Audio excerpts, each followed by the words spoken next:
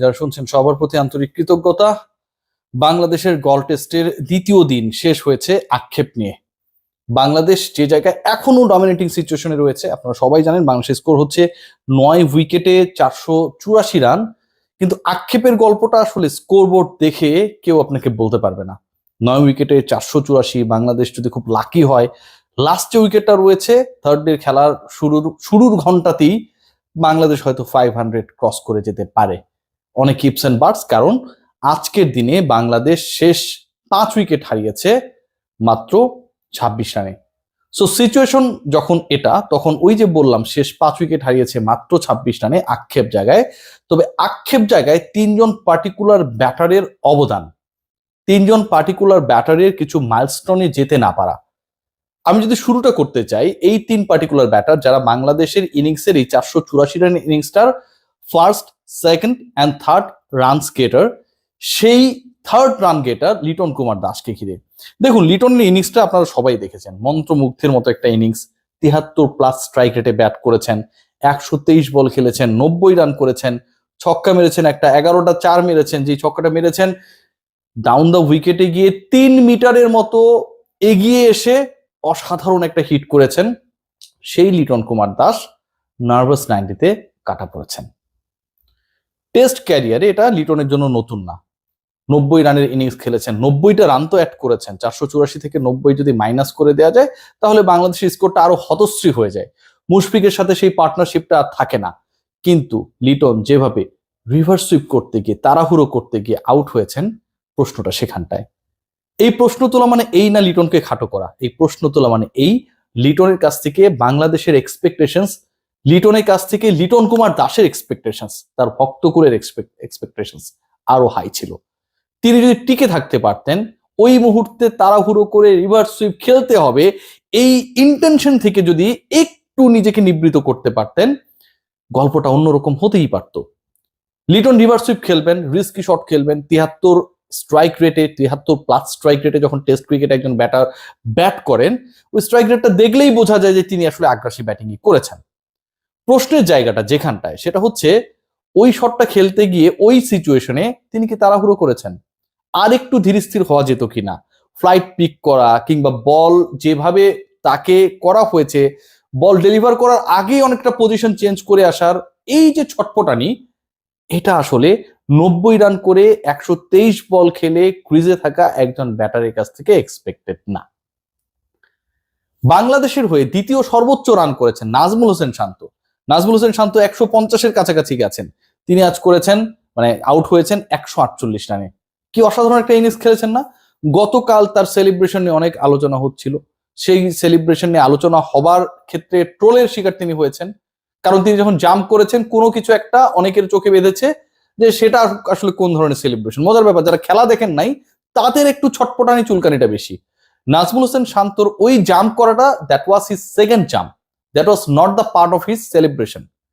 একটা cricketer century করার পর প্রথমেই সেলিব্রেট করেছিলেন, বাট তিনি যখন সেলিব্রেট করে পপিং ক্রিজ ক্রস করে বোলিং এন্ডের দিকে এগিয়ে যাচ্ছিলেন দৌড়াতে দৌড়াতে, যে বলটা থ্রো করা হয়েছিল সেটা অনেকটা তার গায়ের পাশ ঘেসে চলে যায়, তখন তিনি সেকেন্ড জাম্পটা করেন এবং ওই ছবিটাই বিভিন্ন জায়গায় সার্কুলেট হয়েছে। পৃথিবীর ইতিহাসে এই মুহূর্তের সবচেয়ে জনপ্রিয় ক্রিকেট ওয়েবসাইটও সেই ছবিটাকেই পিক করেছে। সো নাজমুল হোসেন শান্ত আসলে ওই জাম্পটা করেছেন সেলিব্রেশনের জন্য না, নিজেকে রক্ষার জন্য। কিন্তু সেলিব্রেশনের জন্য যে জাম্পটা করেছেন সেই ছবি ভাইরাল না।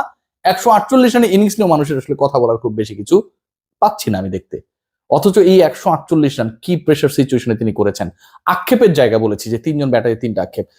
তিনি এই ইনিংসটাকে আরেকটু যদি বড় করতে পারতেন। গতকাল 136-এ অপরাজিত ছিলেন, only he has added 12 more runs.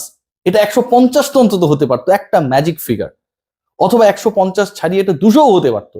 Nazmul Hossain শান্ত তা পারেন নাই। মুশফিকুর রহিম, যে ক্রিকেটারকে আমরা মনে করেছি যে তার শেষ দেখে ফেলেছি অনেকেই, আমি, আপনি, আপনারা, গণমাধ্যম, সাধারণ ক্রিকেটার, যারা ক্রিকেট রিলেটেড সংগঠক সবাই, সেই মুশফিকুর রহিম 160+ একটা ইনিংস খেললেন।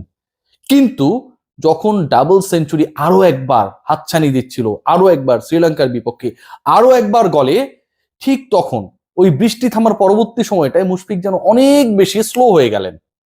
অ্যাজ ইফ যেন এমন একটা সিচুয়েশন তৈরি হয়েছে যে এখানটায় স্লো ব্যাটিং না করলে চলে না। অথচ অপর প্রান্তে লিটন কুমার দাস কিন্তু আগ্রাসী ছিলেন। লিটন কুমার দাসের আগ্রাসী ব্যাটিং দেখে আপনি অন্তত এটুকু বুঝে নিতেই পারেন যে দ্রুত রান করার সুযোগ ছিল। দ্রুত মানে আপনি টি-20 স্টাইলে করবেন তেমনটা না, মুশফিক অন্তত মুশফিকীয় স্টাইলে এর আগে যেভাবে রান করেছিলেন সেটা যদি করতেন তাতেও হতো, কিন্তু সেটা তিনি করেননি। আজকে প্রায় 160+ বল খেলেছেন, রান করেছেন অনলি 58 এর মতো, স্ট্রাইক রেট 30+। সেই মুশফিকুর রহিম তো অন্যদিন ভিন্ন রূপে ছিলেন। আমরা এমনও দেখেছিলাম যে তিনি তার প্রথম 100 বল খেলেছিলেন যখন, সেটার এগেনস্টে তার রান যা করেছিলেন সেটা হচ্ছে স্ট্রাইক রেট বিবেচনায় 60+। সেই মুশফিক অর্ধেকে অর্ধেকে যখন তিনি নেমে এলেন, তারপরে মুশফিক নিজের উপর নিজের প্রেশারটা ক্রিয়েট করেছেন।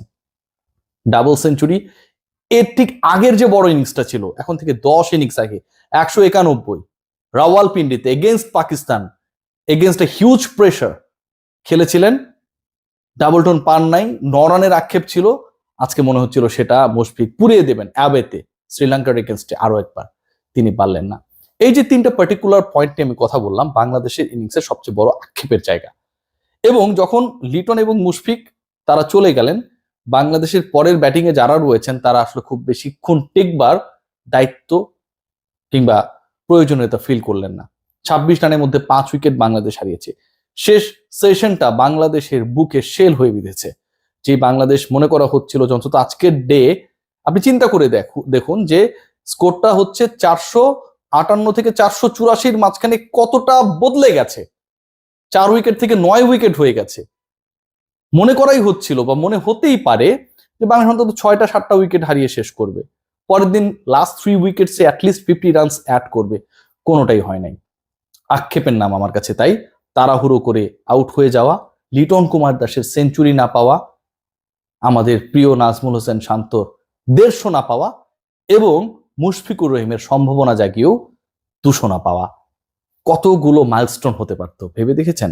লিটন আর 10টা রান পেলেই অন্যরকম একটা দিন হতো, অন্যরকম একটা সেঞ্চুরি হতো। মুশফিক আর 36টা রান পেলেই অন্যরকম একটা রেকর্ড হতো। বাংলাদেশের প্রথম ক্রিকেটার হিসেবে 100 টেস্ট খেলার দ্বার প্রান্তে তিনি। আর নাজমুল হোসেন শান্ত যদি আর 2টা রান পেতেন তাহলে তার ফিগারটাও সত্যি সত্যি অন্যরকম হতো। বাংলাদেশের জন্য গল সবসময় অন্যরকম এক্সপেরিয়েন্স নিয়ে এসেছে।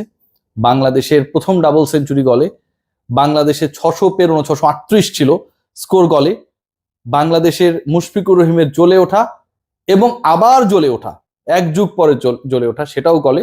সো গল টেস্টে থার্ড ডেতে বাংলাদেশ বল হাতে ডমিনেট করবে সেই প্রত্যাশা আমরা রাখতেই পারি, কারণ লাস্ট সেশনে লঙ্কান বোলাররা কিন্তু ডমিনেট করেছে। তার মানে উইকেট কিছুটা হলেও বোলারদের পক্ষে যাচ্ছে, অন্তত লাস্ট সেশনে খেলা থার্ড ডের জন্য এই হাইপোথিসিসকে অ্যালাউ করে। সবাই ভালো থাকবেন।